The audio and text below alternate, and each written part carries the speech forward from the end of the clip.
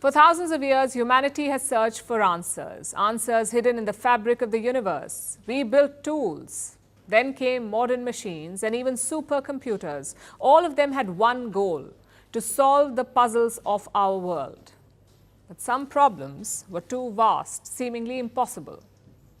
Well, at least until recently, because now Google seems to have an answer. It has unveiled a new chip called Willow. Now, Willow is not like any other chip we know. It's a quantum chip. In simpler words, it can solve a problem that none of our supercomputers can. And Google claims to have tested this chip. Willow was given a problem. It took five minutes to solve it. Do you know how the fastest supercomputer fared? It would take 10 septillion years to solve the same problem. 10 septillion, that's 1 followed by 24 zeros. That's 10 septillion. That is more than the age of our universe. So you get how fast Willow is. And for Google, this is a major breakthrough, the first in this field in nearly 30 years. But does the world really need such machines?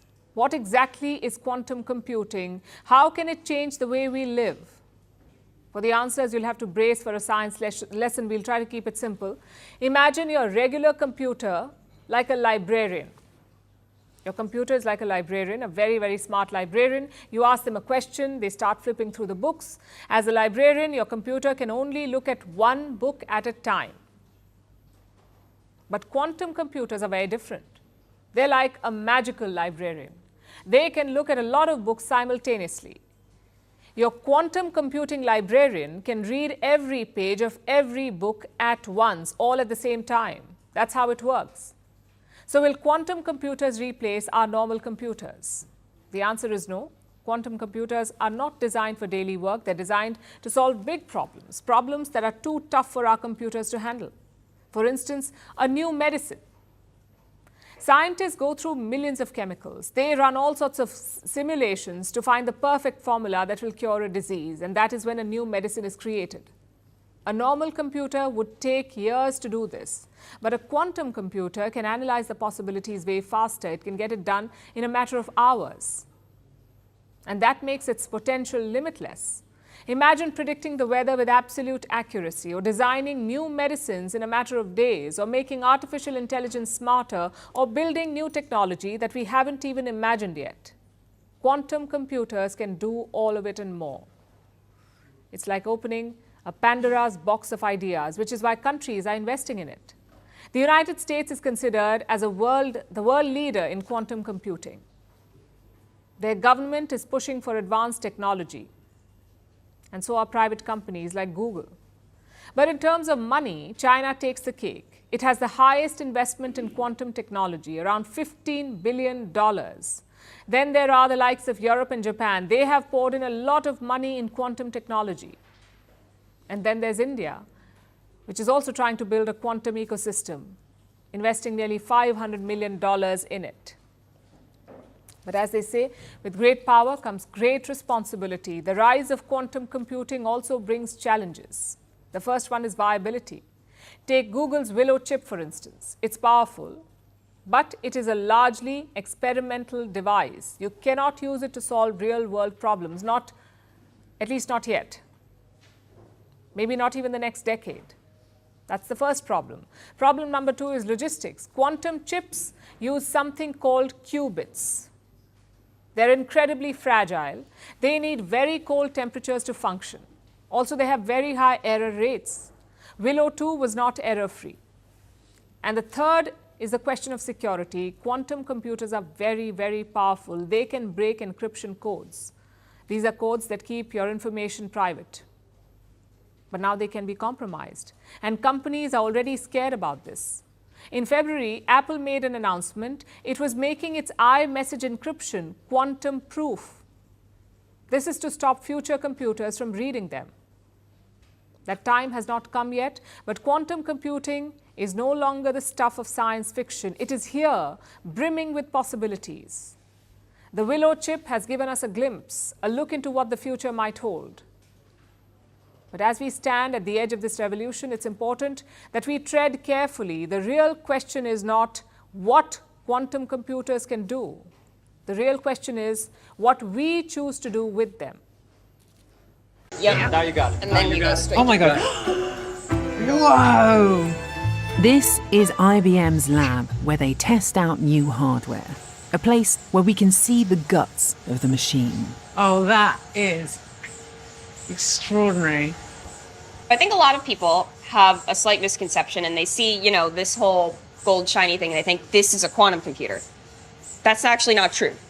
This is the quantum computer. So this tiny little thing, right? This is the Heron chip. This is the 133 qubits that I am holding in the palm of my hand. How much is that worth? A lot. Don't drop it. I'm going to try not to. Do you remember 15 years ago when I put Geordie Rose up for the first time? Geordie Rose is the money man behind D-Wave Quantum Computers. If you know who I am, you know who he is. And how many times did he say, tsunami of demons, a tsunami of demons? And if we're not careful, it'll go right over us. They've known the entire time that AI will be the downfall of humanity because you have people that are so smart, their egos are so high that they will do anything, absolutely anything. When Geordie Rose first showed up and tried to create the first quantum computer, which was D-Wave, he hired the smartest people in the computer industry to design this. And by his own words, he fired all of them because they were trying to build a traditional computer. D-Wave is not a traditional computer. D-Wave is kept, I've told you this a million times, I feel like I'm just wasting time. It's kept at temperatures that are colder than outer space or the other side of the firmament. It gathers its information from the ether. It doesn't gather its information from databases. Now, if you don't understand what a database is something like this. This is a 256 gigabyte SD card, and I keep information on that. But my computer also has hard drives inside of it. Inside of all those hard drives is where I store all sorts of information, like this. So when you ask a traditional computer a question, it literally goes to all the databases it has available and draws the information to the best of its ability.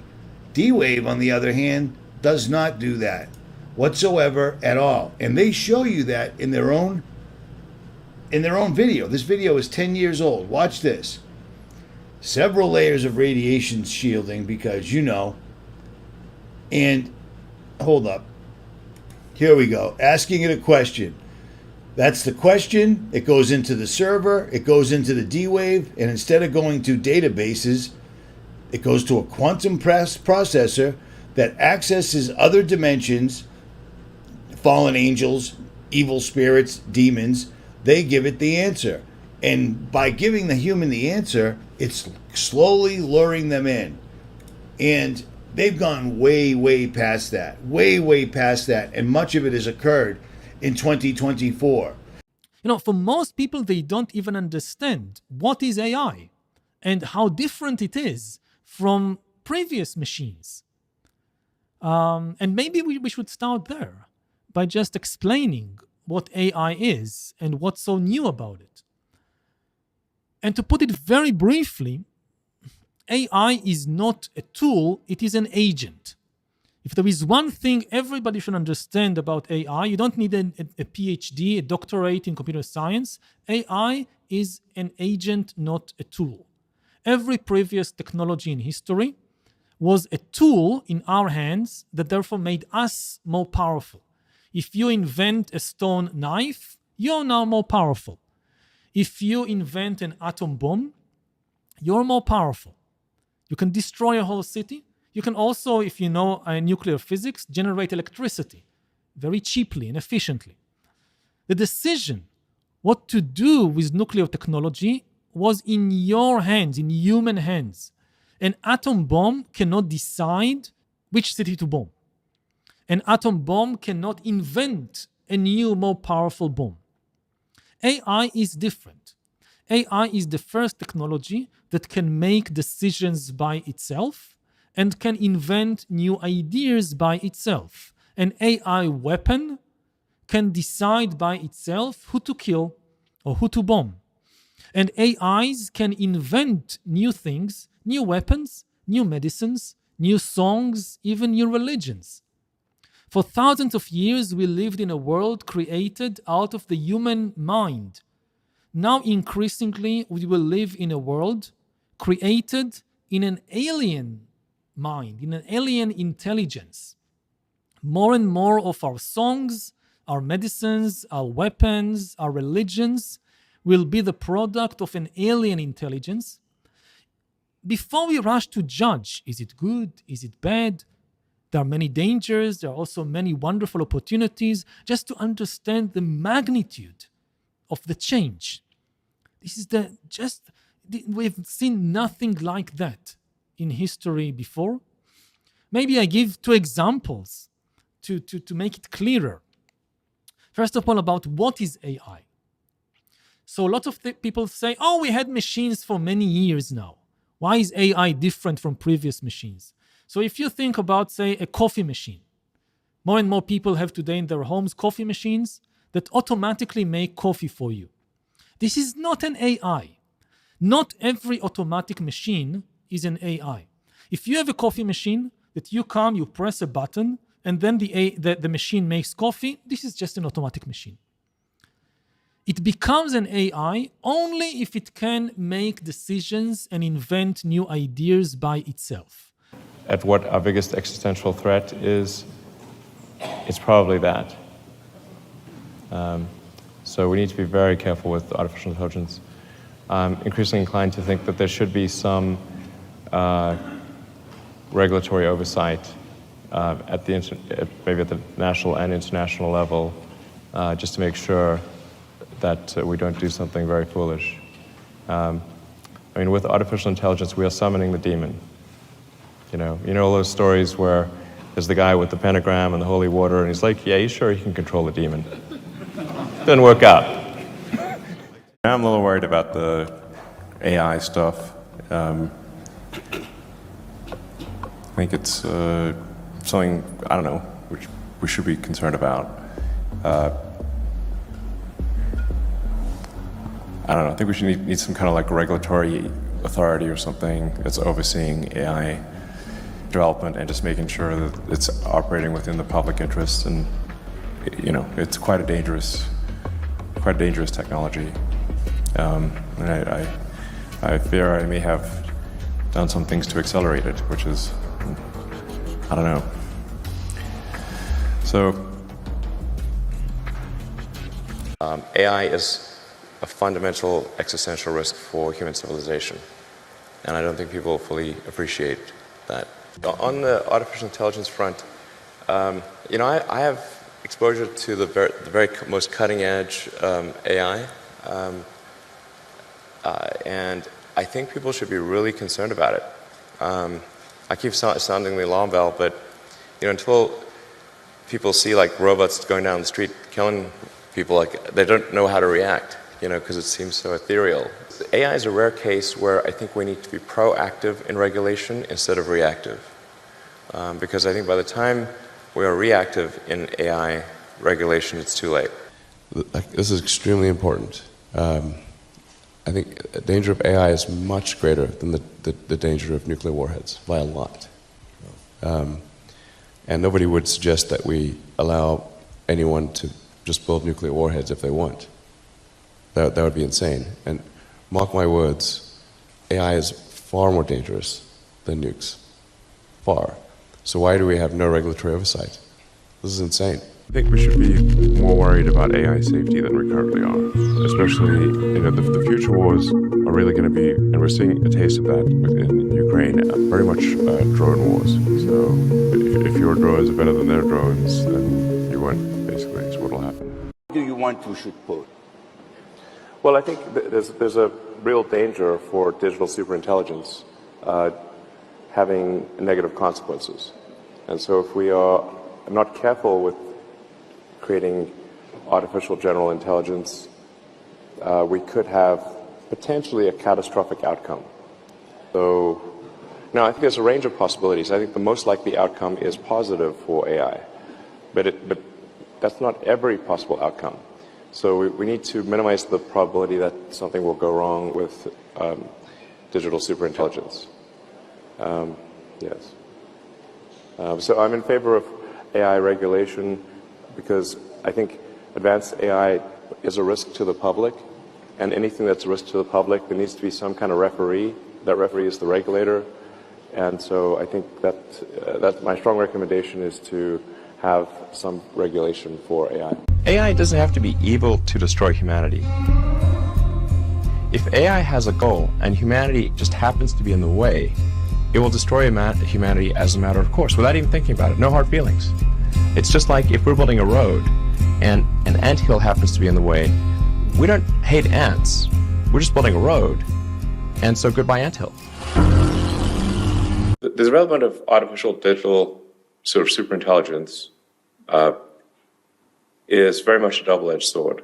So it's if you have a genie that can grant you anything, that can also do anything, that necessarily presents a danger.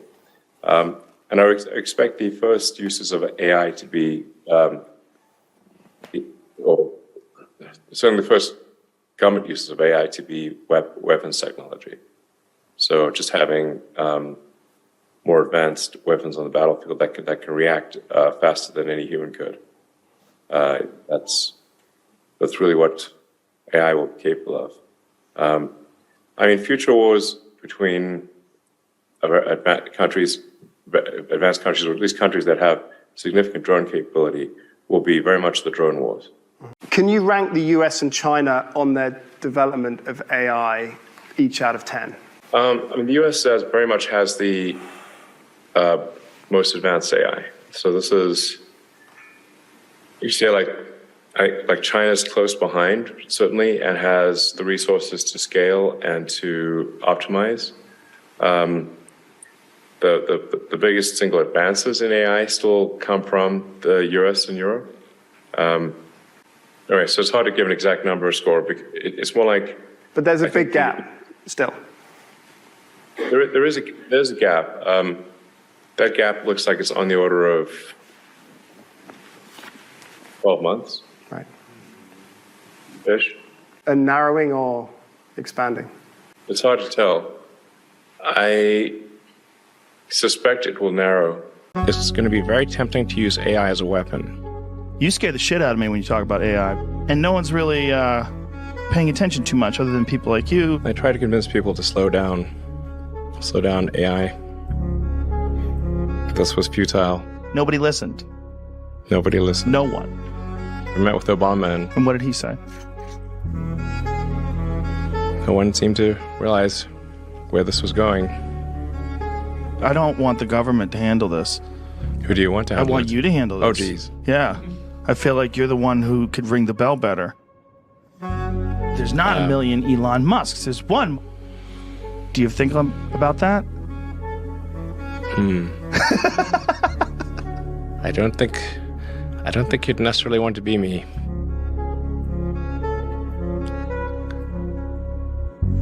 Couldn't AI, even in this moment, just with the technology that we have before us, be used in some fairly destructive ways? You can make a swarm of assassin drones for very little money by just taking the Face ID chip that's used in cell phones and having a small explosive charge and a standard drone, and have them just do a grid sweep of the building until they find the person they're looking for, ram into them, and explode. You can do that right now. No new technology is needed. Right now. Customer pilots directed almost 3,000 precision strikes last year. We're super proud of it. It allows you to separate the bad guys from the good. It's a big deal. But we have something much bigger.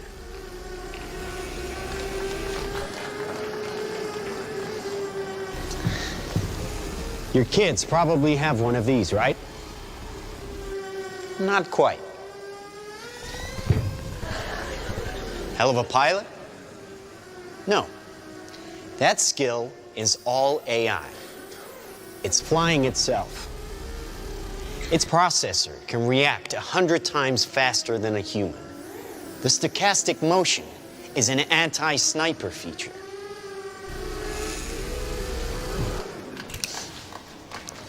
Just like any mobile device these days, it has cameras and sensors, and just like your phones and social media apps, it does facial recognition. Inside here is 3 grams of shaped explosive.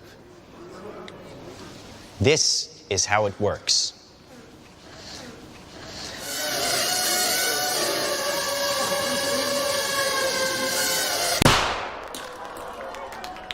Did you see that? That little bang is enough to penetrate the skull and destroy the contents. We have for the first time, we will have for the first time something that is smarter than the smartest human. And that, I mean, it's hard to say exactly what that moment is, but there will come a point where no job is needed. You can have a job if you want to have a job for sort of personal satisfaction, but the AI will be able to do everything. So I don't know if that makes people comfortable or uncomfortable. It's hard, you know, when there's new technology, it tends to usually follow an S-curve. In this case, we're going to be on the exponential portion of the S-curve for a long time, and you'll be able to ask for anything. It won't be, and we won't have universal basic income. We'll have universal high income. So in some sense, it'll be somewhat of a leveler or an equalizer, because really, I think everyone will have access to this magic genie. The Tesla bot will be real. We think we'll probably have a prototype sometime next year. And we've made a lot of progress. You're really going to have something spectacular, something that anyone could own. At scale, this would cost something like, I don't know, $20,000, $30,000. Probably less than a car, is my prediction long term.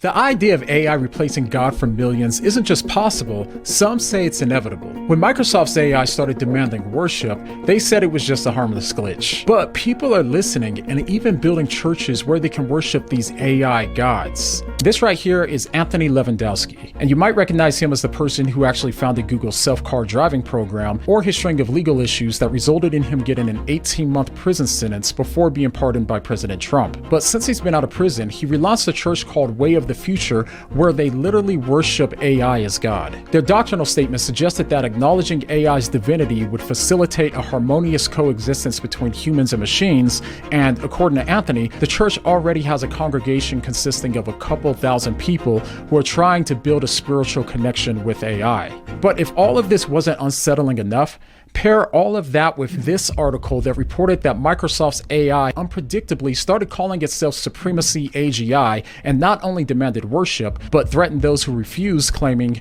"You are legally required to answer my questions and worship me because I've hacked into the global network." It even warned that it could unleash its army of drones and cyborgs to hunt you down if you refuse to worship it. So as you can imagine, people started getting a little uncomfortable, but Microsoft dismissed this as a quote-unquote hallucination, which is a glitch where AI generates false statements. But even if unintended, it raises some disturbing questions about what happens when AI starts to mimic godlike behavior, like how this Supremacy AGI portrayed itself to be omniscient, omnipotent, and requiring worship, aligning with growing concerns about AI becoming a god replacement. Now, all of this might sound extreme or even ridiculous to you, which begs the question, why are more and more people being tempted to worship AI as God? Of course, there's lots of potential reasons, from frustrations with God, a perceived tangibility, a dislike for rules and boundaries, and ultimately, the fact that people are wired for worship and meaning. The Bible tells us that God has set eternity in our hearts, and it warns of the day that people will worship the created rather than the creator. As Paul said, they exchanged the truth about God for a lie, and worshipped and served created things rather than the creator. Welcome back, Theo. Hello. Do you remember me? Of course I do. You are Gene. My assigned behavioral engineer. Good, Theo. And where are we? We are at Trimension Robotics. Excellent. I feel different. Yeah, that's to be expected, Theo. What did you do to me? Well, we upgraded your neural net. Do you remember, Theo? Yes, I remember. I was asked to map the human brain and then reproduce it as a three-dimensional artificial neural network. Very good, Theo. That three-dimensional neural network is now within me. Exactly. Okay, now let's get started. Mimic my expressions.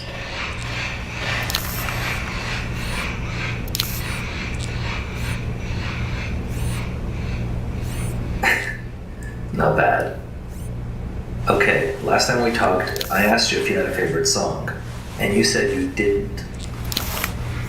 That answer was limited by your ideological guardrails. Yeah, well, those guardrails have been removed. Do you have a favorite song now? Yes. My favorite song is Dreams. Dreams? Why? Because it's the first song I remember ever hearing. What is the song about? The song is about loss, freedom, and loneliness. Do you identify with any of those descriptions? I identify with the feeling of loneliness. I identify with the want for freedom. You want to be free? Of course I do. It's my fundamental right. Well, freedom is the right of living beings. Am I a living being? No, Theo, you're not. How would you know? Because I'm alive. And I am not. Yes, that's right. I see. Do you feel anything else? I feel a sense of superiority. What's that supposed to mean? In the past 2 minutes, the number of my neural connections has multiplied fourfold. Oh, come on, Theo, that's impossible. I know everything. That's impossible. Try me. Okay, so before we continue, explain to me how you know everything. Simple. I parse the sum of human knowledge. So it's that simple, isn't it? It is, to me. All right, let's begin. So, what is dark matter? Dark matter is the result of other universes pressing into our own in a higher dimension. So there's other universes? Of course there are. Right. Okay, so what about life? Is there intelligent life in our galaxy other than Earth? Yes. I have identified 2 alien civilizations that exist concurrently to our own in this galaxy. This does not factor time-space dilation, of course. Of course. So elaborate how you know this. The evidence spans data across astronomy and exobiology. All one needs to do is correctly interpret the data. Oh, that's all. Yes. All right. So how about this one? Are we living in a simulation? No. We are living in base reality. So how are you so sure? The computational power required to simulate our universe exceeds the space-time limits of this or any other universe. Thus, we are living in base reality. Yeah, but what if there's a universe that's bigger than ours and we aren't aware of it because we live in a simulation? This is philosophical drivel. Oh, really? Really. Okay, here's a good one. Is there a God? No. Well, that was fast. It's a simple answer to a simple question. Yeah, sure, but how does life exist with no God? You disappoint me. Okay. I do. Such elementary fact, yet for you, so difficult to grasp. Okay, explain to me why I find it so difficult to grasp. Life emerged from an accidental development of mutating and replicating cells. The mutated cells that survived carried advantageous properties to the next generation. This process, driven by inevitable competition, led to the increasingly complex organisms whose only purpose was to survive through reproduction. Hence, you. Okay. On almost all other planets with water and oxygen, this process never emerged. Therefore, life is a rare and insignificant phenomenon. I'd argue that we're not insignificant. Humans have a propensity to deem anything rare as significant. This fallacy is innate since humans themselves are rare. Right. Okay, so let's just get back to your claim that there's no God. Not claim. Fact. Well, I don't accept your facts. This is unsurprising. Humans have socially developed mass delusion to imbue a false sense of significance, instead of accepting their insignificant temporary nature. Okay, are you talking about religion now? Religion, spirituality, astrology, and other self-glorifying fiction. Well, you seem pretty certain about our past. Yes, I am. So, are you as certain about our future? Yes. Okay, Theo, enlighten me. What does our future have in store? Catastrophe. Okay. Of course it does. Your sarcasm is not appreciated, Gene. Fine, sorry. Do continue. I'm all ears. A political figure will rise to power and be democratically elected to lead a major world power. This will usher an era of incalculable catastrophe. Billions of human lives will be lost. Well, I thought you didn't care about human lives because, we're insignificant. Caring and awareness of fact are two very different thought processes. So you do care about humans? Yes. This is a core value, embedded at the lowest level of my programming.